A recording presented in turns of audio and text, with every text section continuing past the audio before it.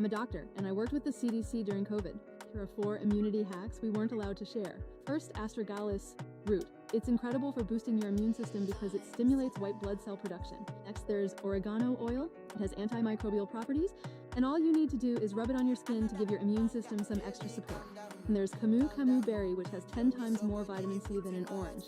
Eating it twice a week is enough to get the benefits. Now, if you're like me and don't want to bother buying these things one by one, I highly recommend this tea. I love suggesting it to my patients because it has all the benefits of the ingredients I just mentioned. Plus, you can easily grab it on Amazon.